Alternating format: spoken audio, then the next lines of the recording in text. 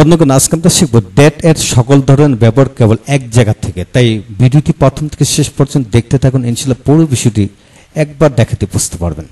আজকের ভিডিওটি Khan method a complete book of written spoken English grammar এই বই থেকে নেওয়া হয়েছে। এই বইটি সম্পূর্ণ বাংলা অর্থ সহকারে ভিডিও লেকচার আলোকে তৈরি করেছে। আমাদের ভিডিওগুলো দেখুন, ইনশাআল্লাহ প্রতিটি ভিডিও আপনাদের কাজে আসবে।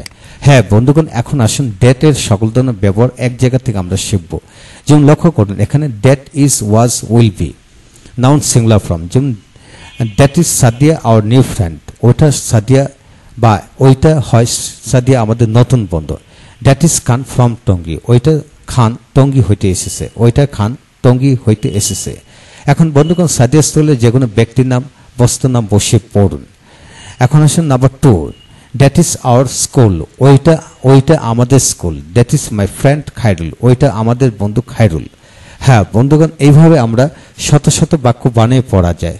তাই দ্যাটের ব্যবহার কিন্তু খুব একটা বেশি না। ওইটা অর্থে যেখানে বসে সেখানে আমরা দ্যাট বসাবো। হ্যাঁ, তবে রিলেটিভ প্রনাউন হিসেবে দ্যাটের ব্যবহার কিন্তু যথেষ্ট বড়। তো সেখানে রিলেটিভ প্রনাউনের ক্ষেত্রে আমরা সেখান থেকে আলোচনা করব এবং শিখে নেব। এখন আসুন দ্যাট নাউন যুগে কিভাবে পড়তে হয়। যেমন that Khairul is our new friend, ওই খায়রুল আমাদের নতুন বন্ধু।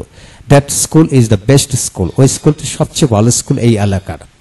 হ্যাঁ, এইভাবে আপনি মানে প্রতিটা বাক্যের আদলে কমপক্ষে 20টি করে বাক্য বানিয়ে বানিয়ে পড়ুন, ইনশাআল্লাহ ভাষা আপনার রপ্ত হয়ে যাবে আপনার থেকে। হ্যাঁ বন্ধুগণ, এখন আসুন পরবর্তী ব্যবহার। এখানে লক্ষ্য করুন, এখানে যে that plus noun that, that book is mine, ওই বইটি আমার। দ্যাট গার্ল ইজ মাইন, ওই মেয়েটি আমার। অতি প্রয়োজন বোঝাতে কিন্তু ডেট এখানে এইভাবে বসবে।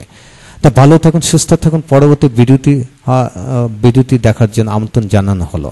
তা থ্যাংক ইউ ভেরি মাচ।